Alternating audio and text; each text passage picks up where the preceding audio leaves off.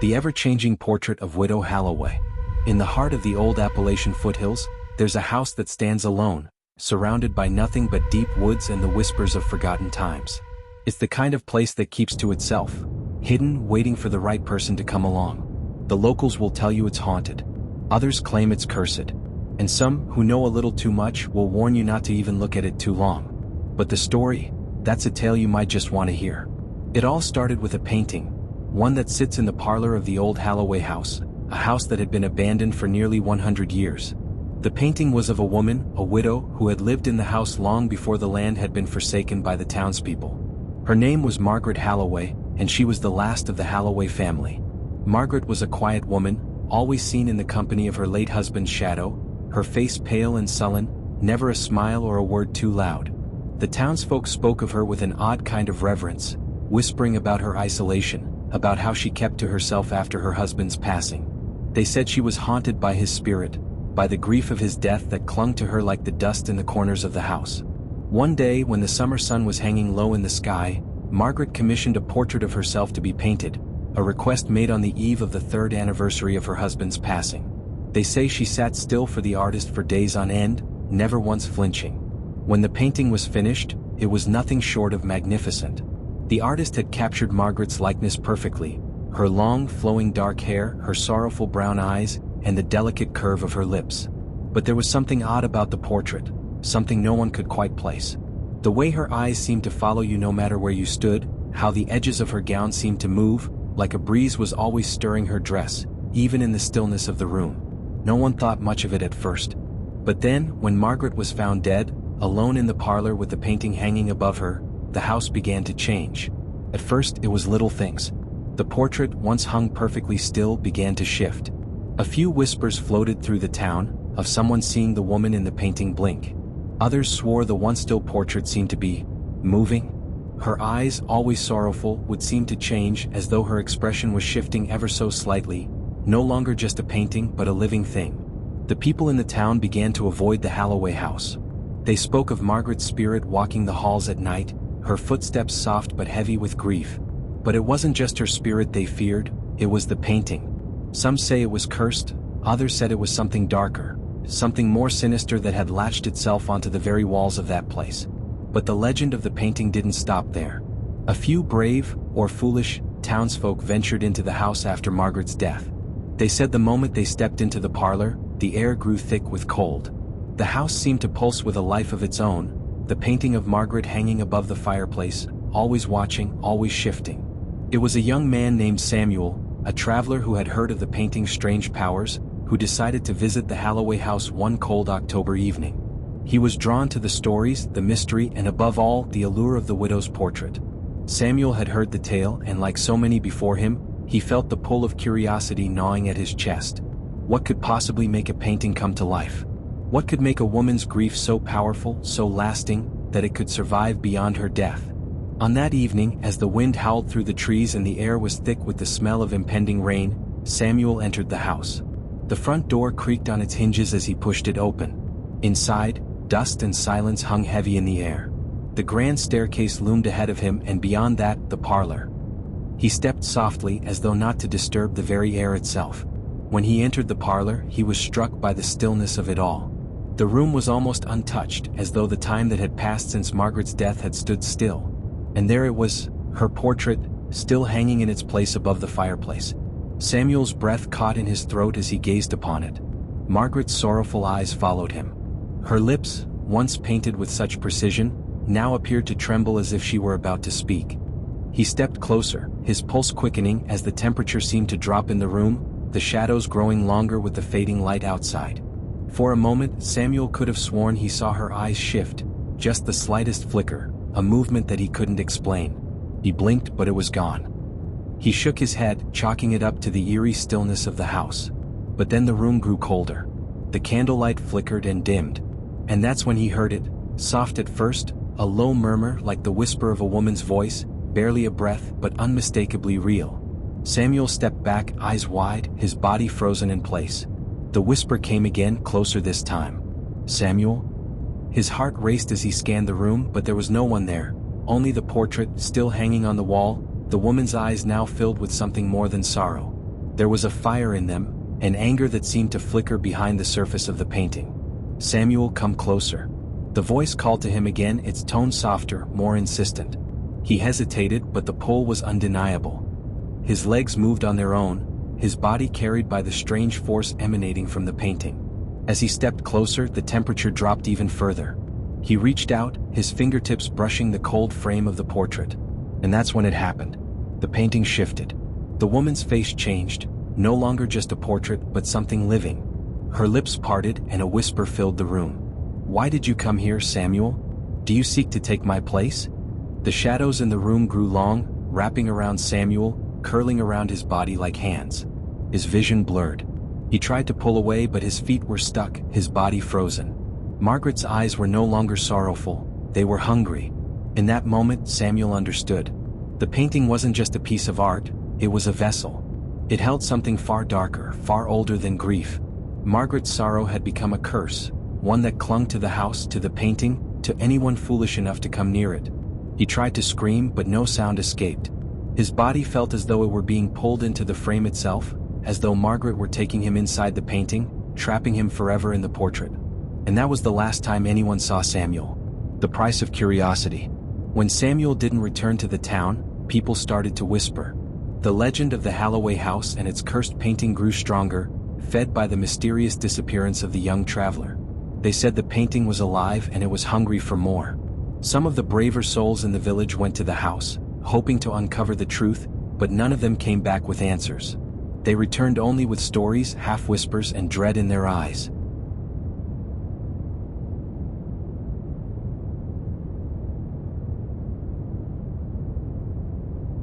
It wasn't long before the town shut its doors to the old Holloway house.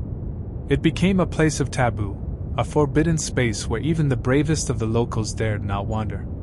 The house fell into ruin, and the vines crept over the walls, slowly overtaking what had once been a place of sorrow and mystery. The painting, too, was left behind, forgotten by most, except for a few, those who had lived long enough to remember the stories of Margaret Holloway and the dreadful portrait that had consumed her. Years passed, and the town began to forget the dark tale that hung over the Holloway house. But one summer afternoon, a curious soul named Emma, a writer with a thirst for the mysterious, arrived in the village. Emma was intrigued by the legend. She had heard of the Holloway house from a traveling storyteller, and had made it her mission to uncover the truth. She wanted the story, the eerie details, the spine-tingling moments that would fuel her next book. The townspeople warned her. They told her the house was cursed, that anyone who went near the painting would disappear, just like Samuel. But Emma, skeptical and ambitious, laughed it off. She thought the whole thing was just a story, a legend spun out of fear and old wives' tales. Emma had no interest in ghosts or curses. She was a writer, and writers sought the truth, no matter how strange or dangerous it was. So, with nothing but determination in her heart, Emma made her way to the Holloway house. The house stood eerily still, its boarded-up windows and decaying exterior hardly able to hide the age and neglect it had suffered. The door creaked as she pushed it open, stepping into the dust and shadows of the parlor. The air was thick with silence, heavy with the past. Emma felt it in her bones, that strange chill that ran up her spine, but she dismissed it as nothing more than the house settling, the wind creeping through the cracks. Her eyes immediately locked onto the portrait, the same painting that had trapped Samuel all those years ago. It hung above the fireplace, still as ever, its frame darkened by years of dust. The woman's face was still that of Margaret Holloway, but there was something in her eyes, something Emma couldn't quite place. They didn't just follow her. They seemed to beckon her forward, urging her to look closer, to understand. Emma moved toward it, her feet heavy as though the house itself was trying to hold her back. She hesitated at the edge of the parlor, her hand hovering over the dusty surface of the table where the portrait sat. It was as though the room had become alive, the silence stretching between every breath she took. The air grew colder, the shadows around the painting darker, more ominous. She lifted her hand, brushing it lightly over the frame, and then the whispers began. At first, it was nothing more than a soft murmur, like wind blowing through trees, a whisper too faint to make out. But as Emma stepped closer, The whispers grew louder, clearer, until she could hear the words. Emma! Emma! Her heart skipped a beat. The voice was low, like the groan of the house itself. It was as if the painting was calling her, coaxing her forward. The painting, it had changed. Her eyes widened as she took in the subtle differences in the portrait. Margaret's face was not as serene as it had been. Her lips were now slightly parted, a faint, almost imperceptible smile playing at the corners of her mouth. And her eyes were no longer full of sorrow, but of something darker. A yearning. A hunger. The whispers continued, louder now, frantic in tone. Come closer! Come closer, Emma! The room grew colder, and Emma felt it now, the overwhelming presence in the room, pressing against her chest, like the very walls were closing in on her. She stepped back, the fear creeping into her veins. But it wasn't just fear she felt. It was something else, a strange pull, an inexplicable need to come closer. It was as if Margaret herself, or whatever spirit had taken residence in the painting, had reached out and touched something deep within Emma. And then, in a blink, it happened. The painting shifted. Emma gasped as Margaret's form in the portrait seemed to move, her face twisting into a distorted grin, her eyes widening to an unnatural degree. It wasn't just a painting anymore, it was a portal, a doorway. Margaret's figure, once painted with such grace, now seemed to swell, her body emerging from the frame, stretching toward Emma, as if she were going to reach out and pull Emma into the painting itself. No, no, this can't be happening, Emma muttered, her pulse racing. She stumbled backward, heart hammering in her chest, but the air grew thick, as though the room itself were alive, watching, waiting. The whispers became a roar, a sound deafening enough to drown out all sense of reason. Margaret's eyes locked onto Emma's, and for the briefest moment, Emma saw something there, a reflection of her own fear, her own torment. She could feel Margaret's grief, her sorrow, her desire for freedom, a desire that had twisted into something darker, something dangerous over the years. Emma turned and ran, her breath ragged as she sprinted for the door. The shadows seemed to chase her, the whispers calling her name, but she couldn't stop. She couldn't look back. When she reached the door, she yanked it open with all her strength, slamming it shut behind her, but the whispers still followed her, ringing in her ears, the faintest echo of Margaret's voice trailing behind her. Emma! Emma! She ran back to the village, her heart racing. The townsfolk looked at her with wide eyes when she returned, but they said nothing. They knew what had happened. They had seen it before, felt it before. It wasn't until later, when she was safe in her hotel room, that she noticed the change. She touched her neck, where the necklace Margaret had worn in the portrait had appeared, hanging heavy and cold around her throat. The same necklace. The same weight. And then, Emma realized the truth. The painting hadn't just been a cursed object, it was a vessel. And now, she had become part of it. Her soul, too, had been marked. But the question remained, who would take her place now? The curse of the Holloway house wasn't finished with her. Not yet. The painted legacy. The days that followed were the strangest of Emma's life. She couldn't shake the feeling that she was being watched, that something, or someone, was always just behind her, just out of sight. At times, she would turn quickly, expecting to see someone standing there, only to find nothing but the empty air around her. And every night, as the clock struck midnight, she could hear the whispering again, the soft, beckoning call of Margaret Holloway. Emma, come closer, join me. Emma had thought she had escaped the curse of the Holloway house, but now she understood the truth. The curse had followed her. No matter how far she ran, the pull of the painting, of Margaret's sorrow, would never leave her. She had become part of the painting, part of the dark legacy that haunted the Holloway house. And no matter where she went, the whispers would follow. But Emma wasn't one to be easily defeated. She had survived the horrors of the house, and she wasn't going to let it consume her. She needed answers. She needed to know how to break the curse. And she knew where she had to go.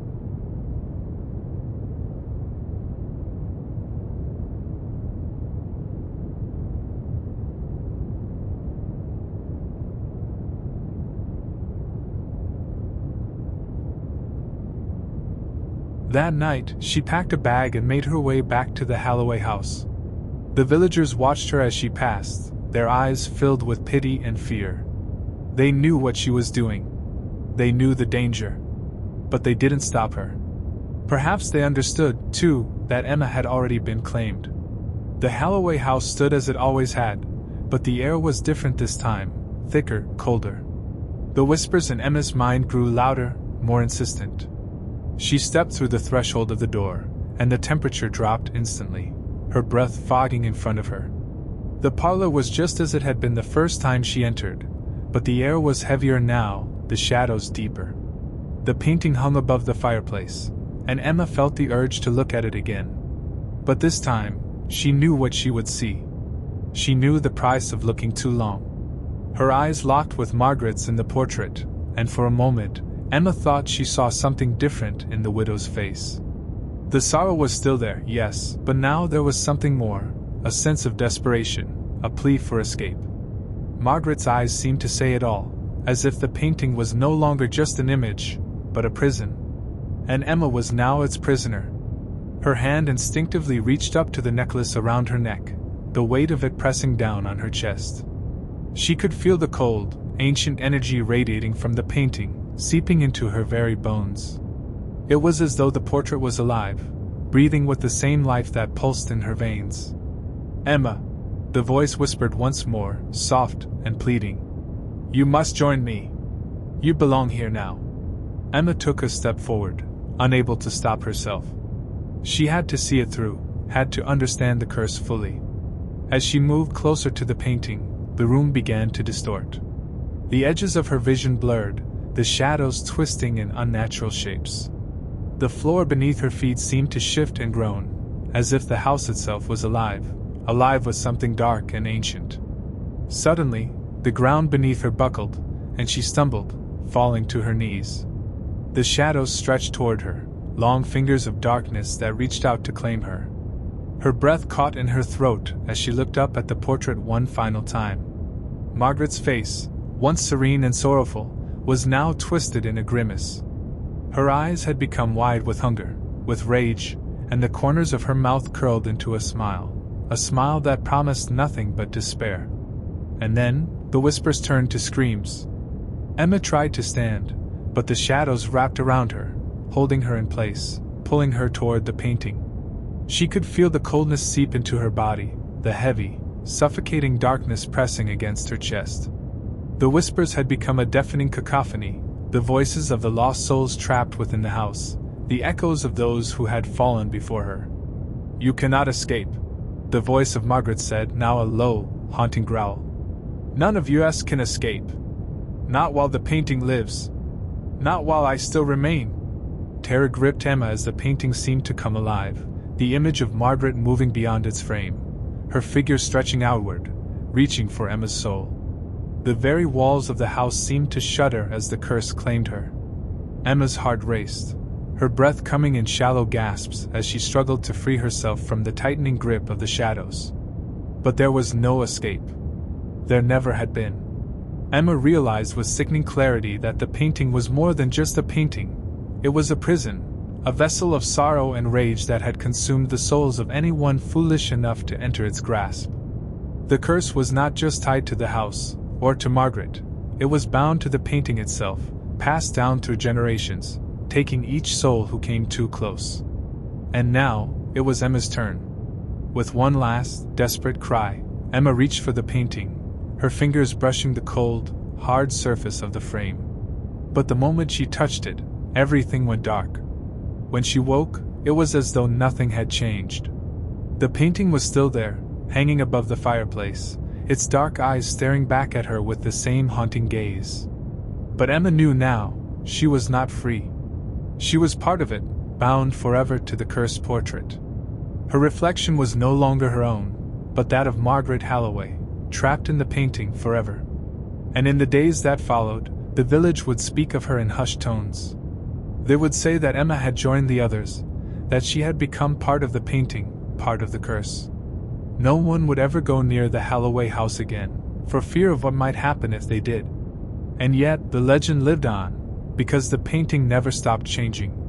It waited for the next soul to come along. It waited for the next curious wanderer to seek the truth, to uncover the mystery of the painting.